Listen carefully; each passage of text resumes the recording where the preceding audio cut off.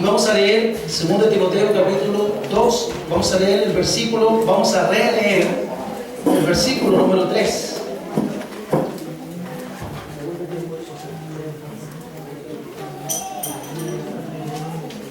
Cuando lo hayan encontrado, avísenme, hermanos, para que podamos ir siguiendo la lectura juntos.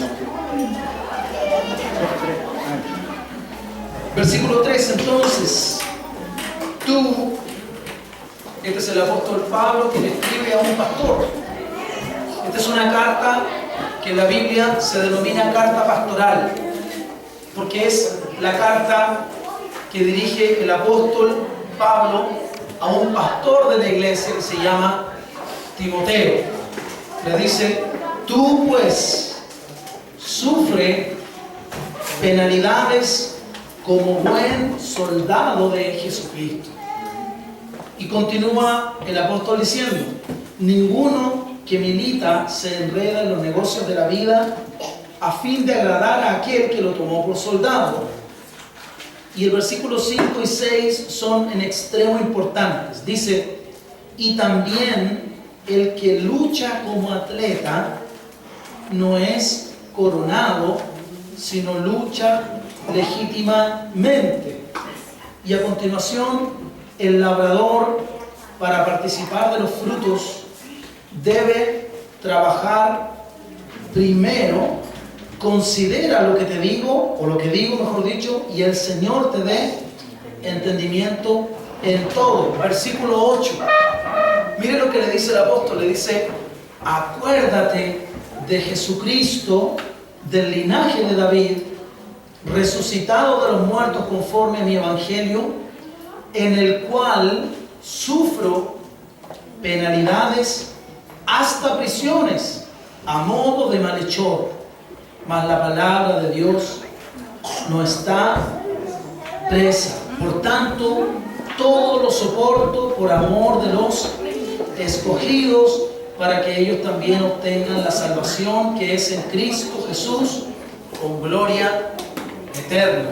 Querido Señor, abre nuestros ojos para que podamos, Señor, ver lo que está escrito aquí en tu palabra. Permítenos en esta oportunidad descubrir lo que el Espíritu Santo quiere enseñarnos.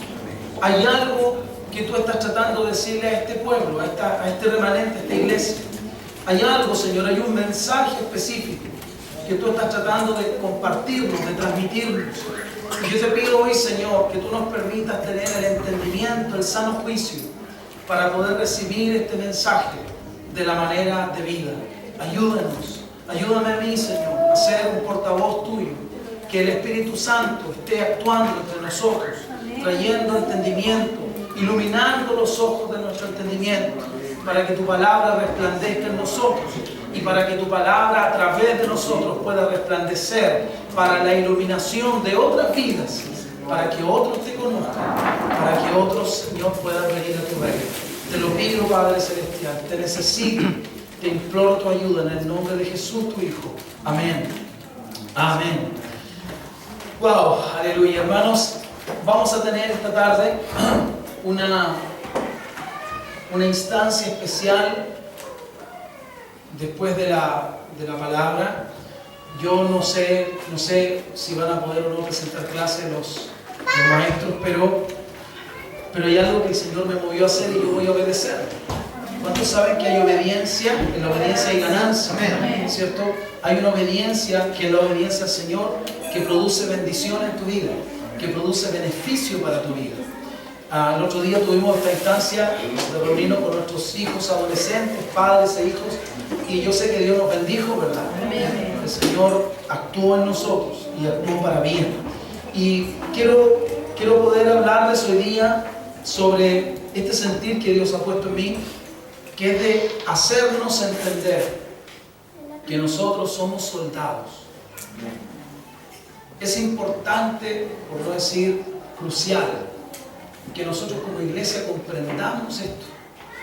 No somos solamente creyentes, no somos solamente gente que un día se apegó a Dios para que Dios le ayude en sus dificultades. El plan de Dios es un plan muy completo. Estoy seguro que muchos de nosotros todavía no hemos llegado a comprender cabalmente el plan de Dios para nuestras vidas.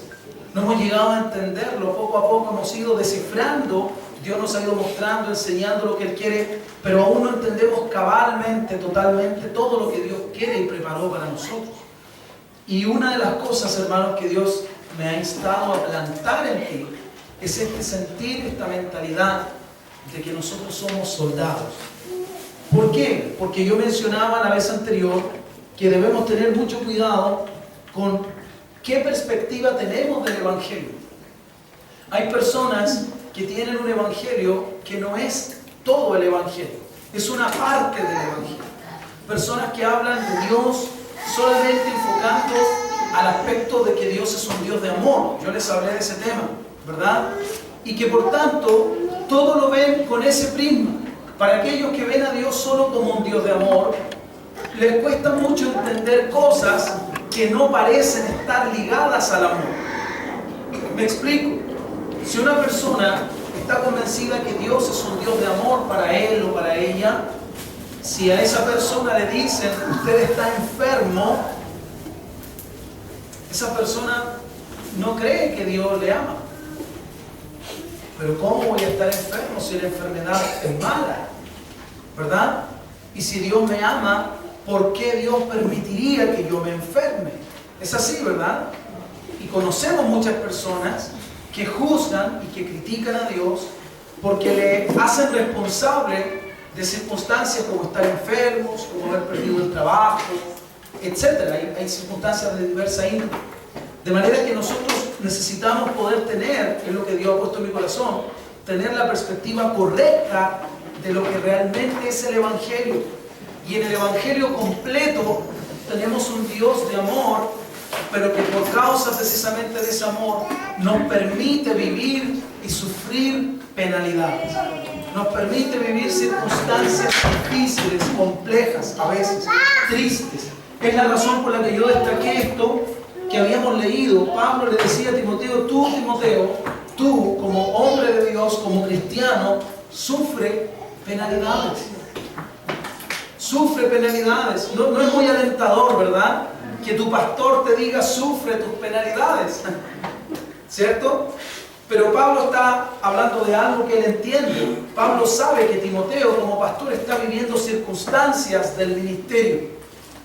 Y que esas circunstancias están produciendo ¿qué cosa en Timoteo? Sufrimiento. Él está padeciendo a causa de lo que está viviendo. Sea lo que sea. Ya sea que no está encontrando en la hermandad la respuesta, ya sea que él está sembrando y no está viendo que los hermanos estén viviendo de acuerdo a lo que él ha sembrado en su vida, lo que sea, pero él como pastor está sufriendo. Y el apóstol Pablo le escribe animándolo, diciéndole, tú sufre penalidades y súfrelas con esta visión, con este prisma, súfrela como un buen soldado. Le está diciendo a Timoteo, tú no solo eres un pastor, eres un soldado de Jesús. Y está apelando a la figura del soldado, la cual con seguridad Timoteo conoce muy bien, cómo es un soldado, cómo pelea un soldado, cómo vive un soldado, cómo se equipa un soldado. Y le dice, como un soldado, pero como uno bueno. Sufre lo que padece o vive lo que estás viviendo, atraviesa lo que estás viviendo con esa mentalidad, no con una mentalidad diferente. Ahora es cuando tú tienes que darte cuenta, entender que tú, Timoteo, eres un soldado de Jesús. No eres solamente una persona llamada a hablar de que Dios les ama, eres un hombre que debe armarse del pensamiento de un soldado. Y nosotros sabemos que la disciplina de un soldado es rigurosa, ¿verdad? El entrenamiento de un soldado es riguroso. Entonces, aquí Pablo está llevando a Timoteo a ver sus circunstancias desde una perspectiva diferente. Una persona que solamente cree en este Dios de amor, que por cierto, el Dios de la Biblia es un Dios de amor, pero no es solo un Dios de amor. Mucha gente dice, ¿dónde está Dios cuando mueren de hambre? ¿Dónde está Dios cuando mi hijo tuvo el accidente? ¿Dónde estuvo Dios cuando perdí a mi esposo? ¿Y dónde estuvo Dios cuando perdí a mi familia? ¿Me entienden, verdad? Porque ellos están permeados de la mentalidad de que Dios es un Dios de... Y es como si el amor de Dios fuese un impedimento contra el padecimiento, el sufrimiento o el dolor. Y no es así. Hay una mala concepción ahí. Entonces el Evangelio completo incluye esta clase de cosas. Y el armarnos de este pensamiento, dice algo interesante Pablo, hermanos. Le dice, sufre pues como buen soldado de Jesucristo. Y luego le dice en el versículo 5, le presenta otra figura. Le presenta la figura de un atleta, ¿cierto? ¿Y que es un atleta? Es otro ser, es otra persona que al igual que un soldado debe vivir en disciplina. Debe llevar una vida, comillas, ordenada, ¿cierto? Un soldado es una persona uniformada, ¿verdad? Es una persona que tiene una forma, uniforme, una forma. Es una persona recta. Un atleta nunca puede ser un buen atleta si no es una persona disciplinada, que se uniforma, que se ordena a sí misma. ¿Me hago entender? Entonces Pablo, completando la idea, le dice, sufre como un buen soldado, pero también piensa en los atletas. Timoteo, tú eres también un atleta. Y el atleta dice, debe luchar. Cuando lucha, ¿cómo debe luchar? Legítimamente. Y seguramente está haciendo aquí una apelación a los peleadores greco-romanos, a los que practican la lucha. ¿Tú te imaginas a un luchador greco-romano así con un corazoncito aquí en la cara? Una polerita de un corazón grande, así. No. Hasta su forma de presentarse es tosca, ¿verdad? Hoy en día nosotros tenemos otro tipo de luchadores. Existen cosas como el vale todo y otra serie de artes de pelea, digámoslo así. Y tú ves sus físicos.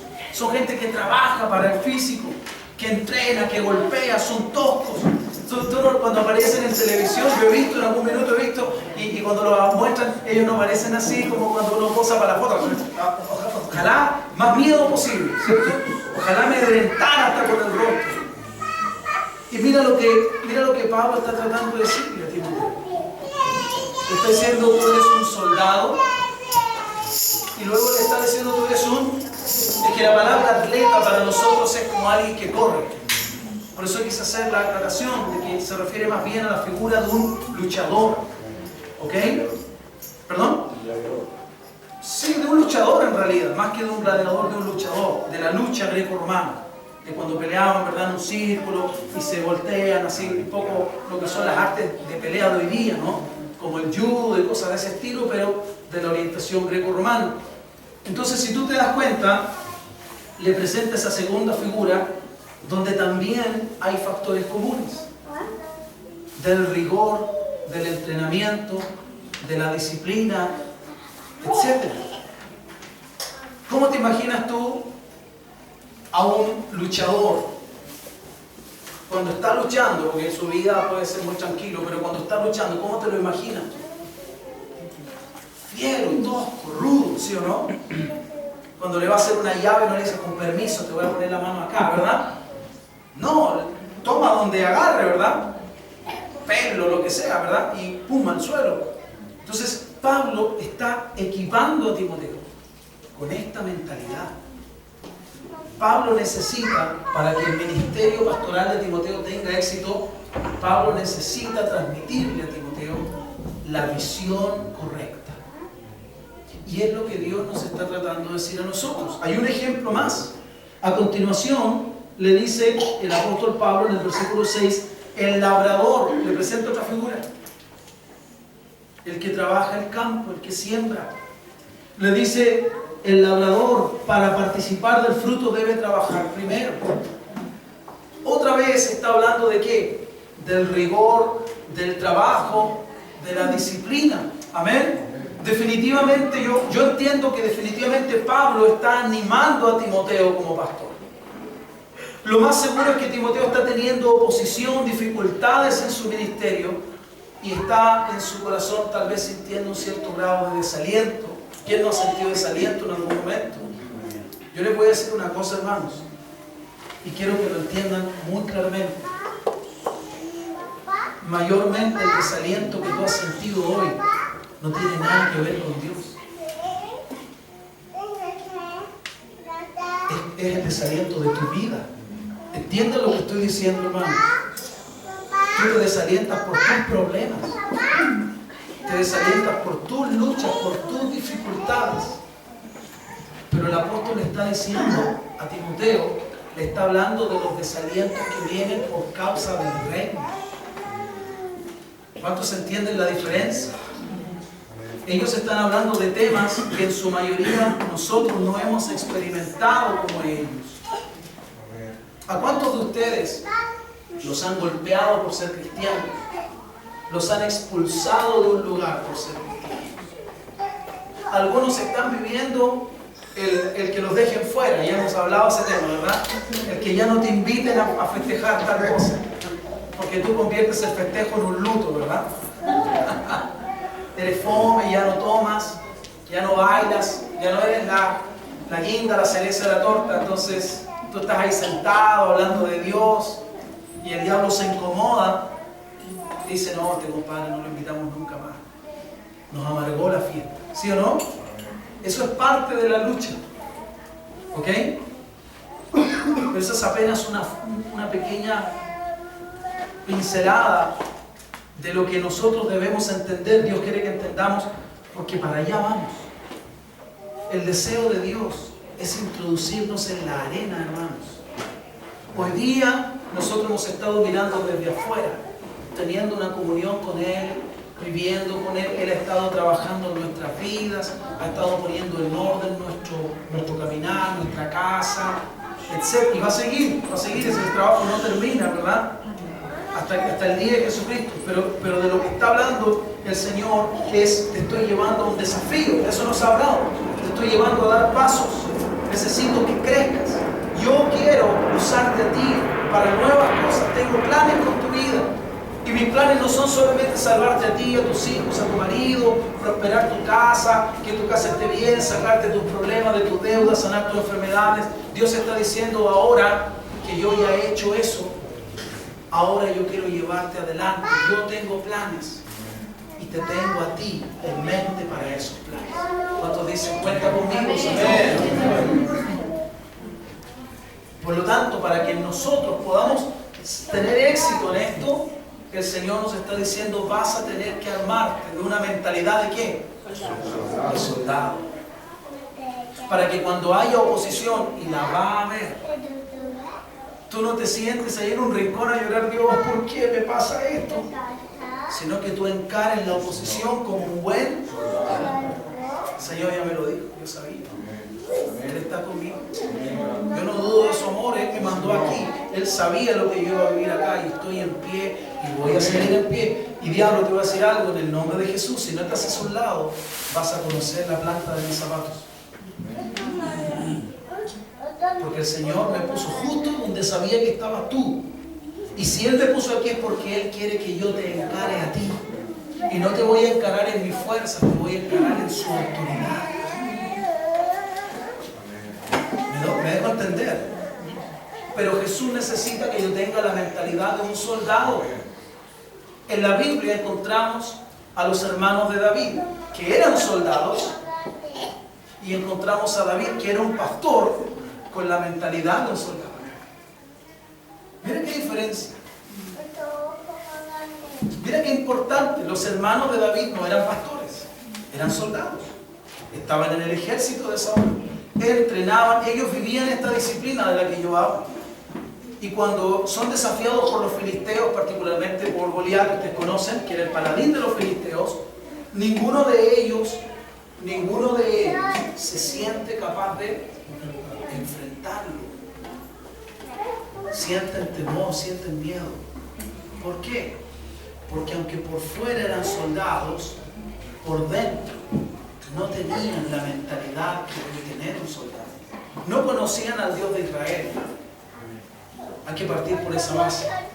No lo conocían. Pero David, que era un pastor, tenía un corazón y una mente de soldado. Miren qué diferencia hay entre el ejército de Saúl, que porque cuando Goliat los desafía, ellos se amedrentan, temen y guardan silencio.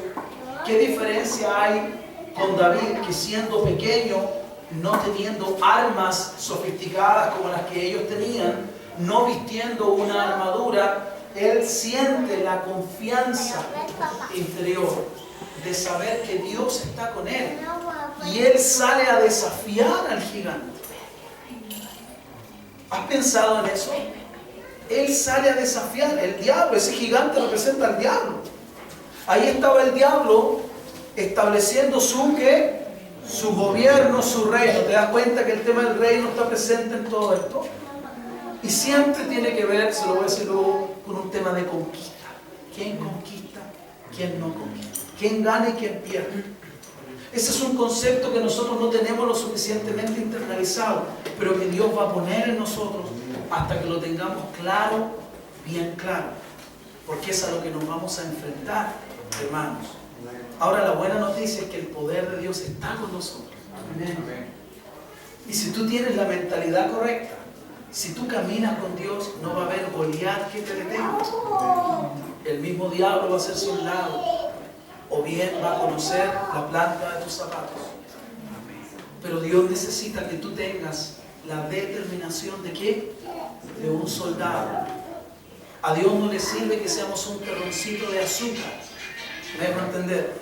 No le sirve que seamos un terrón de azúcar ahí parado frente al enemigo, porque al final el enemigo nos va a tirar un poco de agua y se acabó la lucha.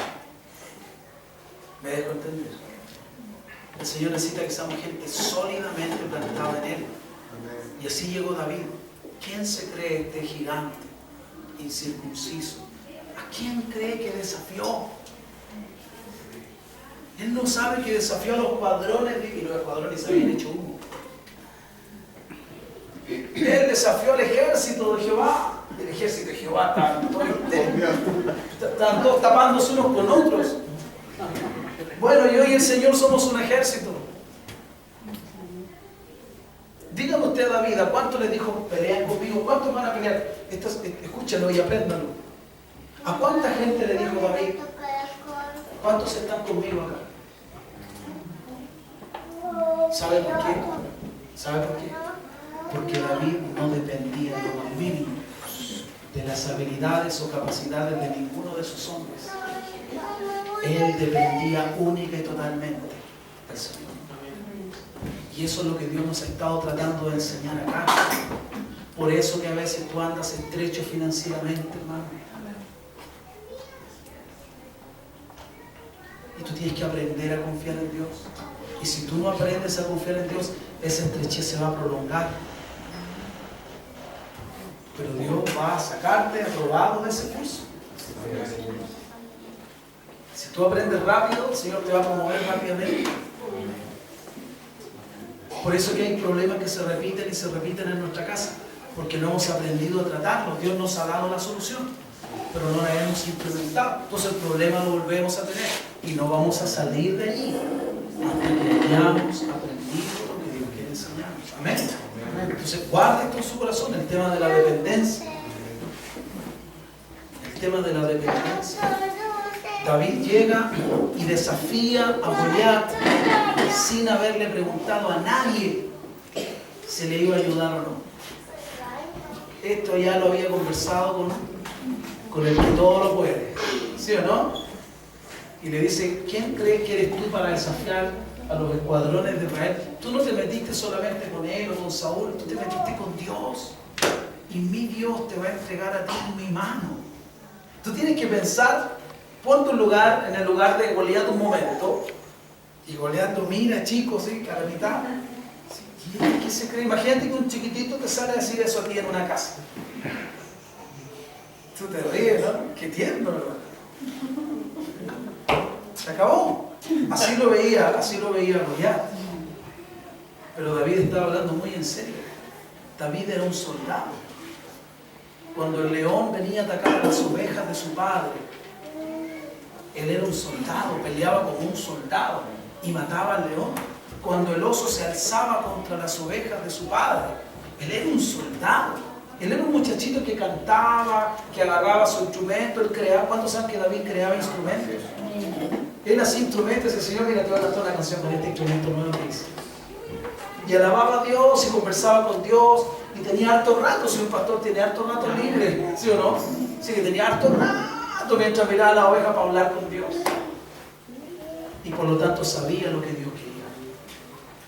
Y él supo entonces que lo que Dios quería era hacer caer ese gigante bravucón. ¿Sí o no? Y siempre Dios toma, siempre Dios toma lo que uno no pensaría. Siempre Dios toma lo que el diablo no creería. Si Goliat medía 3 metros, estoy exagerando, pero si Goliat medía 3 metros y Dios salía con un gigante de 4 metros y medio, entonces fue la fuerza del hombre. Pero Dios enfrenta a Goliat a través de un muchacho de 1,70 metros.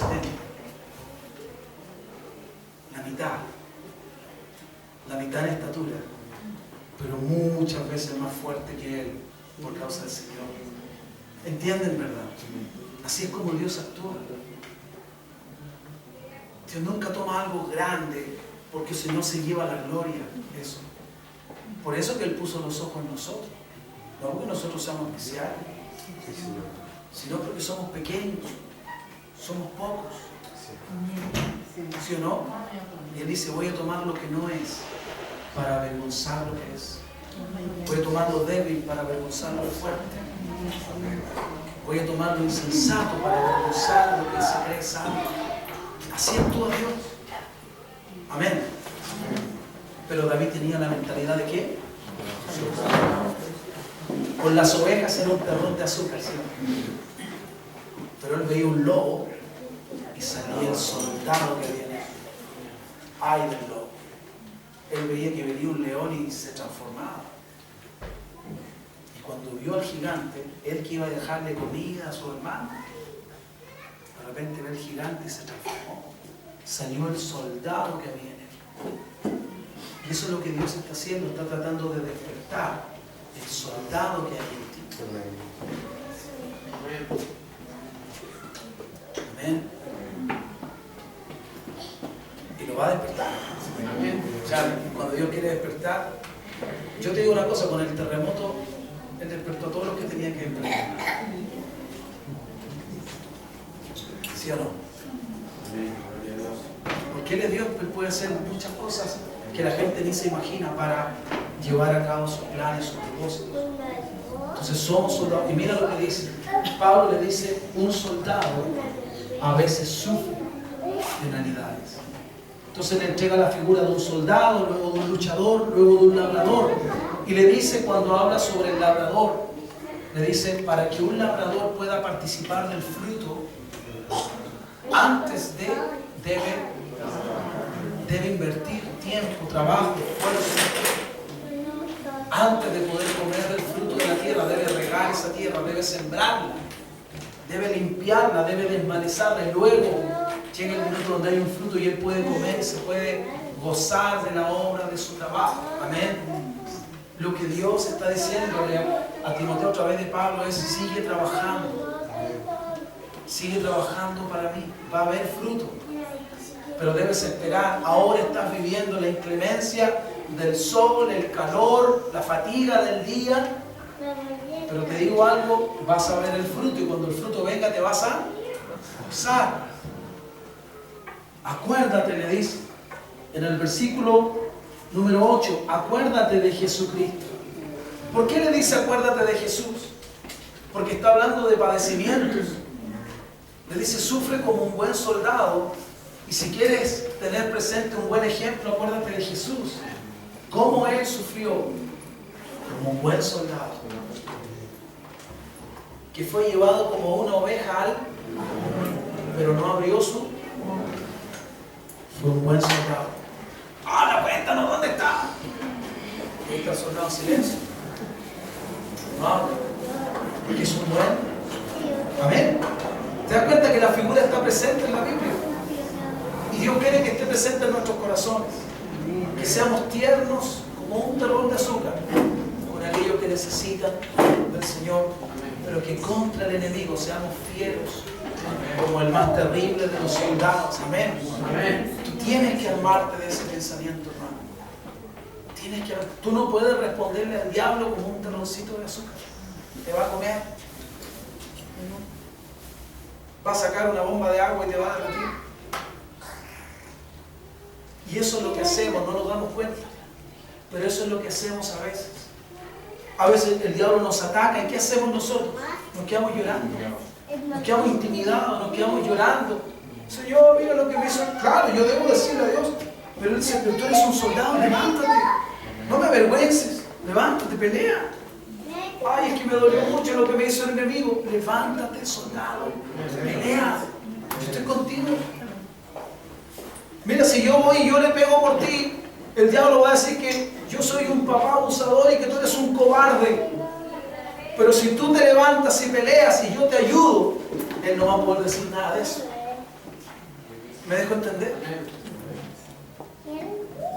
Tenemos que nosotros entender eso, levantarnos. Levantar al soldado que hay dentro de nosotros. Levantar al soldado. Yo les dije el otro día, se los voy a repetir ahora, que el mundo en el que nosotros vivimos está partido en dos. Está partido en la parte oriental y en la parte occidental. La parte oriental, hermanos, sabe del rigor. Los orientales saben de la disciplina, saben del dolor, saben del honor. ¿Sí o no?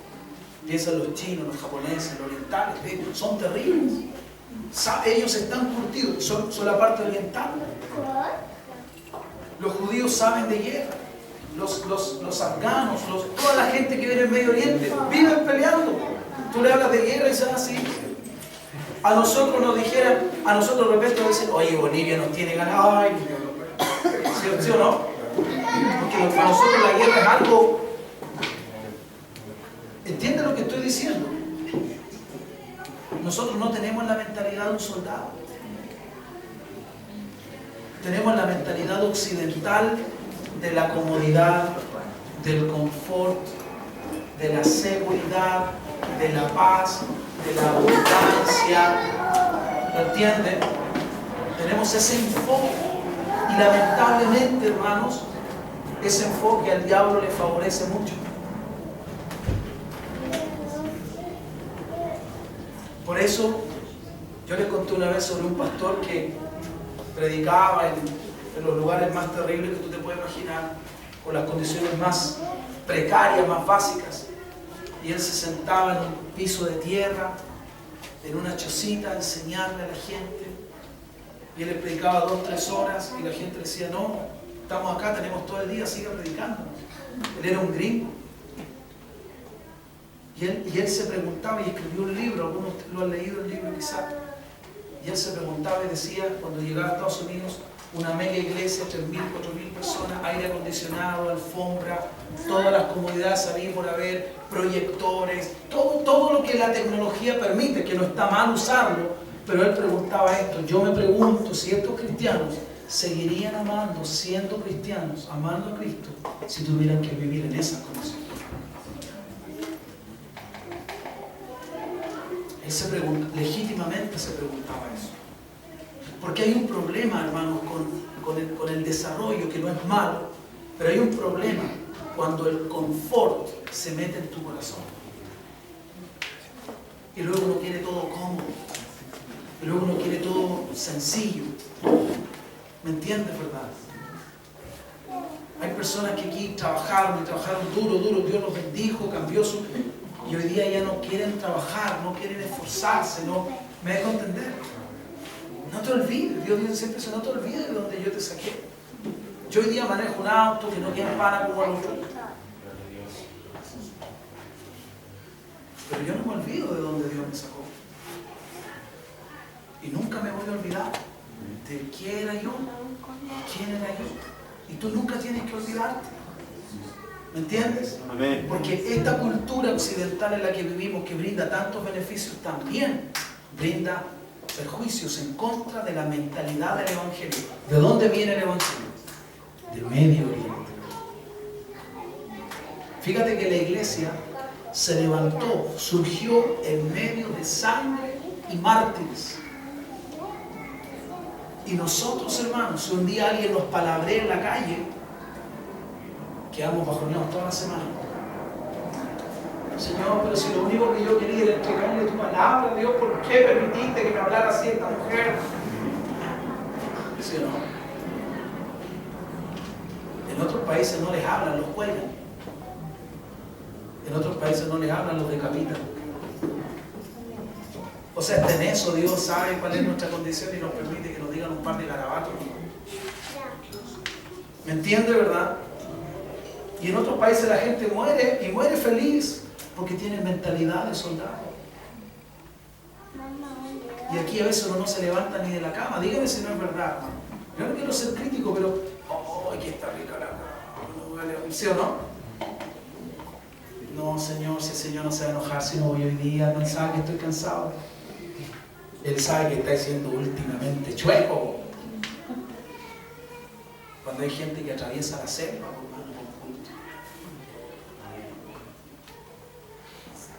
tenemos un montón de malas costumbres nosotros. Y son malas costumbres de esta cultura, de la cultura occidental. ¿Lo entiende, verdad? Y por eso que nos cuesta relacionarnos con Dios. Esto es para una prédica completa, hermanos. Nos cuesta relacionarnos con Dios porque nosotros queremos un Dios que haga lo que nosotros le pedimos. Fíjate que cada vez que uno encuentra en la Biblia, el Señor dice: hasta ahora nada habéis pedido, pedid y se os dará, ¿cierto? ¿Qué pedían ellos? ¿Qué pedían?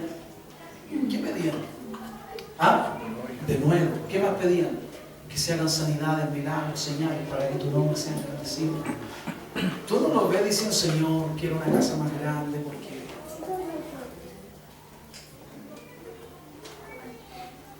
¿Está mal que yo le pida a Dios? No, está mal, Él sabe, pero Él sabe que yo necesito una casa más grande, ¿no? Él sabe si necesito o no, pero ellos no pedían para ellos, fíjate. Fíjate que tú no escuchas a ninguno, yo no he leído ninguna oración de ningún apóstol que pida para él. Es porque ellos tenían esa mentalidad, ellos vivían para otra cosa. Tenían una prioridad diferente en sus vidas. ¿Me dejo entender? A veces nuestras reuniones de oración son puro mi casa, yo, lo mío, mis necesidades, mis enfermedades. Que si ya corta la... ¿Y cuándo es importante lo mío en el día? ¿Y cuándo van a empezar a orar por la gente perdida, por los enfermos, por los necesitados? ¿Cuándo van a empezar a orar, a pedir las cosas correctamente? Yo creo que es lo que Dios nos está diciendo. Dios nos está diciendo: quiero que salgan y quiero que conquisten. Pero como sé que afuera está el diablo, antes de salir necesito que ustedes se armen de esta mente. Ustedes no son terrones de azúcar, son soldados. Amén. Hermano, yo le ponía ahí que le vino, cuando vino, se extravió, lo chocaron, le pegaron un topón. Bienvenido, hermano. Bienvenido al Evangelio real. Bienvenido al Evangelio donde tú por cada paso que das, el diablo te pisa los dedos, te pega una chuleta, levanta a alguien. Bienvenido. Amén. ¿No te sorprende? O sea, es así. ¿Cómo morían los apóstoles? ¿Cómo murieron los apóstoles? ¿Cómo murieron? Mártires. ¿Y por qué morían mártires? Por una sola razón. Por una razón. Dígame cuál es esa razón. ¿Ah? ¿Perdón? Ok, por Jesucristo, por predicar la palabra, todo eso es cierto. Pero en resumen, por establecer qué cosa. Por establecer el reino en esa vida. Y ellos eran capaces de morir porque tenían esa mentalidad de mártir. A ellos les pegaban y se sentían gozosos de haber tenido esa opción, esa posibilidad de que le golpearan, al Señor lo mataron y a mí me pegaron nomás, pero Señor, mira, me estoy pareciendo a ti, aleluya, me parezco a ti. ¿Cómo se llaman estos tipos que se ponían en la plaza, en el Paseo Humada, fuera de un banco? ¿Los atletas de la risa son otros? Bueno, una vez uno de esos tipos a mí me iba a pegar. Nosotros íbamos a predicar la palabra ahí. Y se pusieron a hablar y a hacer burla a los evangélicos. Yo andaba con 2 hermanos más. Y uno de los hermanos dijo, no hablen así de lo que ustedes no... Ya, y empezaron a... Y la gente pensó que era parte del show. Y de repente yo le dije a ustedes, livianamente toman la palabra de Dios, sepan que por cada cosa van a dar cuenta. Porque si ustedes están hablando esto, porque ustedes conocen esto. Se lo dije a viva voz. Y llegó uno más gordo, el más gordo que había allí. Y me dijo, ¿qué te pasa? Me dijo, yo dije, me quería pegar, por favor, pégame. Porque yo quiero decirle, por Cristo me pegaron. Quiero poder decir a la gente, a mí me pegaron por mi Señor, por hablar de mi Señor. Y parece que eso le dio más cobardía al compadre, porque no me hizo nada. Fui quemado para la casa.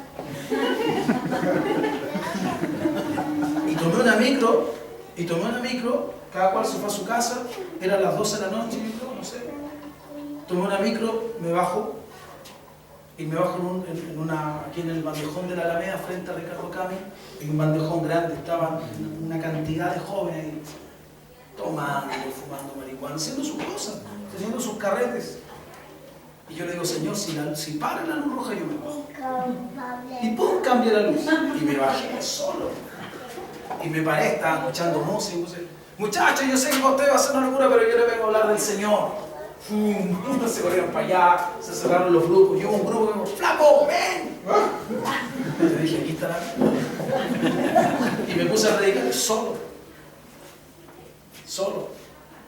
Porque yo de verdad, no es que yo sea valiente, pero yo de verdad que creo que tú el único respaldo que necesitas tener es el Señor. Amén. Y yo dije, Señor, si tú estás en esto, que ponga la luz roja. Y cambió la luz. Que tú estás en esto, Señor. Y me puse a hablar de esos muchachos. Y de repente llegaron los carabineros. Y todos corrieron. Y yo dije, yo no voy a correr. Y corrieron y yo me acerqué a los carabineros, le mostré la Biblia y le dije, yo le estaba predicando a estos muchachos, necesitan mucho. Dijo, qué bueno, amigo, dijo, qué bueno. Sí. Y me fui tranquilo a mi casa. Uno de los muchachos dijo, no, si mi vieja ahora por mí es evangélica, pero yo estoy en otra. Yo le dije, tu mamá no sabe que tú estás acá, pero tu mamá debe estar pidiendo por ti justamente. Y por eso vine yo, porque Dios escuchó su clamor. Bueno, cosas que hace Dios. Necesitamos armarnos de la mente. En algún momento puede que algunos de nosotros nos hagan daño, que nos choquen el auto, que nos quiebren vidrio, que nos golpeen, no sé lo que pueda pasar, hermanos. Pero ellos estaban dispuestos a perder la vida, porque tenían la mentalidad de soldados. Por eso cuando a mí me operaron del corazón, y me decían, pero pastor, ¿y por qué usted, si usted sirve a Dios y usted es fiel? Yo dije, ¿por qué no? ¿Qué tengo yo de especial? ¿Soy medallita de qué? Yo soy hijo de Dios y Dios puede hacer todo lo que quiera conmigo. Y cuando supe que el hermano estaba con un tema en la vida, dije, qué bueno, Dios está tratando con él. ¿Ya trataba contigo o no? Porque Él quiere cambiar un terroncito de azúcar en un soldado a través de penalidades. A veces uno es súper ternito, puro amor, y tú te encuentras fuera con alguien que no es puro amor y te hiere el corazón, ¿sí o no? Y después ya y uno se aleja, ¿no? Uno quiere que uno sea capaz de sacudirse eso y seguir adelante hasta el fin. ¿Hasta dónde vas a llegar? Hasta el final. Que podamos decir como el mismo Pablo, he peleado la buena, he acabado la carrera, se acabó, el tiempo se acabó para mí y ahora me espera la corona de la vida. El Señor me va a dar una corona. Yo sé que el Señor me va a dar una corona de cielo porque yo sé que yo he vivido para su gloria, he vivido para Él. Él no tenía temores, hermano, estaba seguro. Él sabía que había sido un soldado. Y nosotros tenemos que armarnos de esa mentalidad. Tengo un montón de cosas que decir, pero voy a terminar acá. Acuérdate de Jesucristo. ¿Por qué le dijo acuérdate de Jesucristo? Sí, si hay alguien que sufrió en esta vida, pero él sufrió como un buen soldado. ¿Cómo vamos a sufrir? Cuando nos toque sufrir, hermanos, vamos a sufrir. Esta mañana hemos sido tocados por el gozo de Dios, ¿cierto? Estamos gozosos. Por eso que Jesús dijo, dejen que cada día traiga su propio afán. No te afanes por mañana. No sufras. Escucha, iglesia, lo que te voy a decir. No sufras anticipadamente. No sufras retroactivamente. ¿Sabes lo que es sufrir retroactivamente, no? Sufrir por lo que ya fue. No sufras. No sufras con valor retroactivo. ¿Ah? Ni tampoco sufras por lo que mañana. Deja que hoy, este es tu día, hoy vive tu día lo más plenamente posible en Dios. Que cuando llegue la noche, hermano, si Dios te llamara, me llamara, nosotros podemos decir, Señor, creo que hoy día yo viví como es digno, como debía vivir. Hoy invertí mi día contigo. Estuve con mi familia, fui al trabajo, hice todo lo que tú me mandaste a hacer ahora. Pero en todo eso que hice, tú siempre estuviste en mí. Tú siempre fuiste lo primero, Señor. A la oportunidad que tuve, tú me dijiste, habla, yo hablé, tengo paz en mi corazón. ¿Me entiendes, verdad? Eso es lo que Dios quiere, no quiere otra cosa. Él no quiere que nos automartiricemos. Y algo que va a ocurrir ahora es que el Espíritu Santo, hermanos, es el que pone la carga en nosotros. Es el Espíritu de Dios el que pone en tu vida, en tu corazón, la carga para hacer lo que Dios quiere que tú o que yo hagamos. No es algo mío, no es algo tuyo, es Él el que pone la carga, Él pone el sentir. Yo les dije a algunos que por alguna razón que nomás Dios conoce, el tema de los adolescentes se ha vuelto muy sensible para mí, pero no solo de los adolescentes. El tema de los niños, de los adolescentes, los jóvenes. Yo he predicado para ellos, he estado en reuniones, he ido a retiros, me han invitado a lugares. Pero este año, como nunca antes, en todos los años que yo tengo de cristiano, yo sentí un quebranto por ellos. Inexplicablemente, el deber humano, yo sé que es de Dios, pero inexplicablemente yo a veces me pongo a ver imágenes y lloro de tristeza, de dolor, y siento el Espíritu Santo diciéndome, hay que alcanzarlos, hay que llegar a ellos. Y si Él pone ese sentir es porque Él nos ha dado las armas para llegar a ellos. Entonces, sé que a Dios no le interesan solo los jóvenes, le interesan los matrimonios, le interesan los ancianos, pero es el Espíritu Santo el único que pone carga en nosotros. Si no es por Él, mi corazón va a ir a cualquier parte, mi corazón va a estar en tener una iglesia grande, en que mi nombre esté famoso, a mí no me interesa ninguna de esas cosas. Yo le pido a Dios que nos dé un lugar donde podamos hacer su voluntad. Fíjense cómo se ha cumplido la palabra de Dios. Dios me dijo un día aquí, hace no mucho, me dijo respecto a los adolescentes que iba a haber un cambio y que iban a pasar por esa sala. Y están en esa sala ya. Que de ahí iban a pasar acá. ¿Y dónde después? Y que esa sala se iba a hacer chica para ellos. Y luego van a tener que tener un culto aparte aquí. Yo le agradezco al Señor el sábado en esa vigilia a la que fuimos, fueron unos hermanos conmigo. Yo les hablaba de la especificidad, de lo específico que es el Espíritu Santo. Jesús les dijo, me van a hacer testigos en Jerusalén, en toda Judea, en Samaria y hasta lo último de la tierra. Y cuando viene la persecución, salen de Jerusalén y se esparcieron por Judea y por Samaria. Jesucristo les profetizó lo que obviamente el Espíritu Santo le mandó sobre cuál era el plan de Dios. Y yo me gozaba de ver que Dios nos dijo cuál era el plan para los jóvenes aquí. Esa sala van a pasar acá y ya pasaron. Y esta sala se va a llenar. Eso es lo siguiente que viene. Yo lo creo, yo le creo al Señor. Yo sé, y algunos de ustedes tienen testimonio de que cuando Dios me ha hecho hablar se ha cumplido para la gloria de su nombre. De ese lugar van a pasar acá. Y van a tener un día, reunión aparte. porque no van a caber acá. ¿Entiendes? Eso es lo que viene para ellos. Yo bendigo al Señor por eso. Pero Dios quiere hacerlo no solamente en los adolescentes. ¿Sabe lo que yo le estoy pidiendo a Dios? Señor, ponnos en la necesidad de hacer 2 reuniones. Trae, hay tanta gente. Yo quiero ir por esa gente. Que tú diriges un paso acá. Que tengamos que reunirnos un día en la mañana y un día en la tarde aquí en el domingo. Y saben, hermano, yo no me interesa a mí tener una iglesia multitudinaria. Los que me conocen saben. Pero no puede ser que haya tanta gente que se pierde. Yo la otra vez les decía, y agradezco al Señor, les hablaba a los hermanos de Colina. ¿Cuántos habitantes hay aquí en Colina? 80.000 habitantes. ¿Cuántos nos reunimos acá? 20. ¿Tú crees que Dios está contento con eso? Quedan 79.980 personas por ganar para mí. Y si esa iglesia donde hay 20 fuesen 80, uno diría, wow, ¿verdad? Quedarían, los que son buenos para la matemática, ayúdenme, 79.920 personas por ganar. Y si esa iglesia en vez de 80 fueran 800, ¿tú crees que Dios estaría, aleluya, me alabo a mí mismo? Yo diría, me quedan 79.200 personas por ganar. Y si fueran 8.000, yo diría, quedan 72.000 personas que si mueren, van a perderse.